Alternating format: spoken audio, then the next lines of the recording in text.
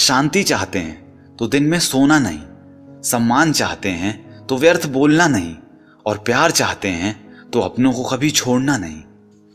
जो पानी से नहाएगा वो सिर्फ लिबास बदल सकता है, लेकिन जो पसीने से नहाएगा वो इतिहास बदल सकता है। किसी व्यक्ति ने क्या खूबसूरत बात लिखी है कि क्रोध का मतलब है दूसरों की गलतियों की सजा स्वयं को देना। क्रोध हवा का वह झोंका है जो बुद्धि के दीपक को बुझा देता है। क्रोध समस्या का समाधान नहीं है, बल्कि क्रोध स्वयं एक बड़ी समस्या है। जो व्यक्ति अपने गुस्से को नियंत्रण में नहीं रख सकता है, वह व्यक्ति अकारण तनाव में घिरा रहता है। सुबह से शाम तक काम करके आदमी उतना नहीं थकता जितना कि क्रोध या चिंता से पल भर में थक जाता है। यदि आपको कोई क्रोध दिलाने में सफल हो जाए तो मान लीजिए कि आप उसके हाथ की कठपुतली हैं। आपकी मुस्कुराहट आपके चेहरे पर ईश्वर का हस्ताक्षर है।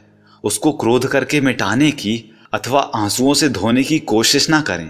क्रोध आने पर चिल्लाने के लिए ताकत तो नहीं लगती, लेकिन क्रोध आने पर शांत बैठने के लिए बहुत ताकत की जरूरत होती है।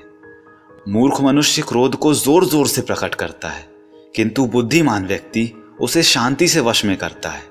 अतः क्रोध को जीतने में मौन सबसे अधिक सहायक है। आप जानते नहीं हैं कि क्रोध का अपना पूरा खानदान है। क्रोध की एक लाडली बहन है जिद, क्रोध की पत्नी है हिंसा, क्रोध का बड़ा भाई है अहंकार, क्रोध का बाप जिससे वह डरता है भय, क्रोध की बेटियां हैं निंदा और चुगली, क्रोध का बेटा है बैर। इस खानदान की नकचड़ी बहू भी है ईर्ष्या, क्रोध की पोती है घृणा, इसकी मां भी है उपेक्षा। तो क्रोध के खानदान से हमेशा दूर रहिए, वरना ये सब मिलके आपको बर्बाद ही कर देंगे।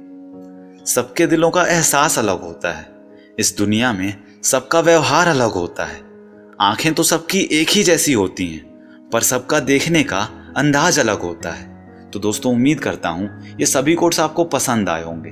अगर ऐसा है तो इस वीडियो को लाइक कीजिए, अपने दोस्तों के साथ और भाई बहनों के साथ इस वीडियो को शेयर कीजिए, क्योंकि अच्छा बांटेंगे तभी तो अच्छा काटेंगे। और एक बात हमेशा बोलते रहिए कि जो होगा जूम करके देखा जाएगा।